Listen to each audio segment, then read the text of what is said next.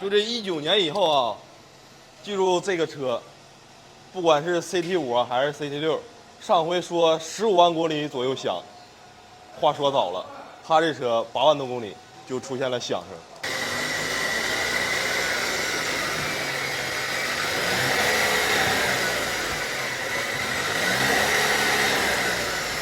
你要不要听听？这玩意儿老明显了，就这响了。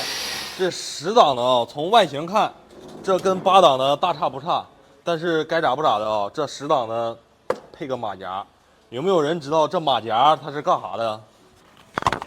这小子啊，就是负责连接发动机和变速箱的。它把发动机的动力传递到变速箱里面去，然后通过这根轴刮到里头，一顿咯楞，后面这根轴出去。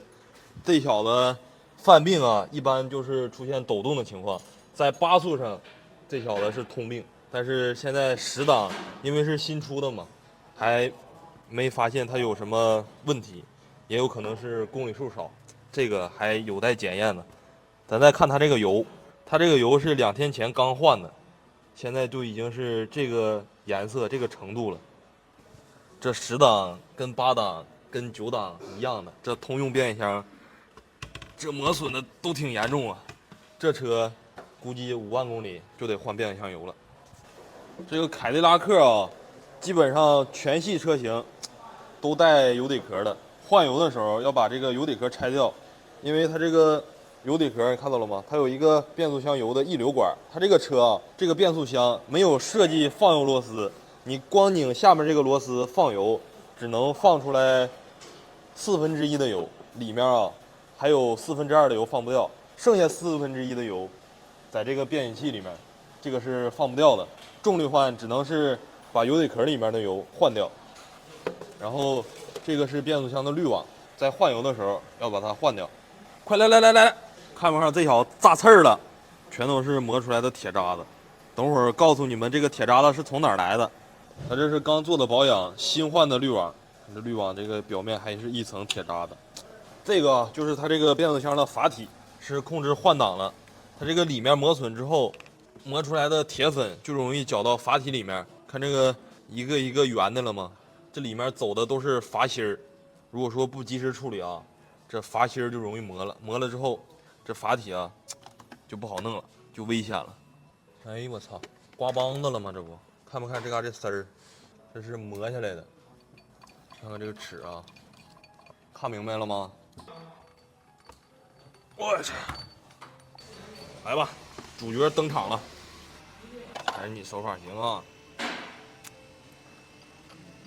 散架子了，轴承散架子了。哎呀，这不响，这才怪呢，芝麻夯哟。背了，急了刚当的。看看这壳磨的，都磨成丝儿了都。设计师为了降噪。把这个齿的接触面给它设计成了斜齿，斜齿它就有一个推力，然后时间长啊，这个里面轴承弹珠太小了，轴承壁太薄了，时间长一推就给轴承推碎乎了。想单独买齿啊，没有配件卖，要么买个泵，要么买个变速箱，但是找我啊，必须搞定它，咱们自个儿做配件，把它从斜齿给它改成直齿。它之前这个齿轮还没有硬度，用的是最普通的材料。咱们用加强型的，一次性搞定，装上看看效果。这个齿的轴承啊，看看它的轴承内壁，它这个斜齿的推力，先是把这个轴承皮推坏，内外皮全坏了，里面磨的全都是麻点。推坏了之后，这个轴承它上下工作的时候就会有个量，然后越有量越推，越推越有量，越有量越推，越推越有量，到最后就推碎了。就咱们这个齿啊，它是直齿。它只有横向的力，它没有斜向推的力，就咋转啊？从这个常理来讲，它都不带把这个轴承推碎的。轴承不碎，应该它这个响的这个问题就解决了，就能解决它这个凯迪拉克10万公里一响的这个坎儿。就这次修完了，你先跑5000公里，然后因为给你换的齿轮都是新的嘛，它要互相之间有个摩擦，然后你先跑5000公里，先换一次。然后以后就每3万公里换一次，然后换油的时候看一下阀体这个位置，你在换油的时候，它不得拆油底壳吗？嗯，这个位置是朝下的，这块儿你能看到的。它那个齿就装在这个位置，齿如果有磨损的话，这个位置会有铁屑，有铁屑了之后，这齿肯定就磨了，知道吧？你以后换油的时候也多观察观察。反正就是我们做这个配件，别的不敢保，就是目前来看啊，你跑个20万，差不多，啊。油好像还是有一点，但好像比之前要好开很多。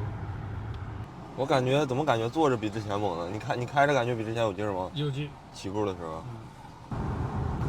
它不是有这种声音吗？窗户关上听一下。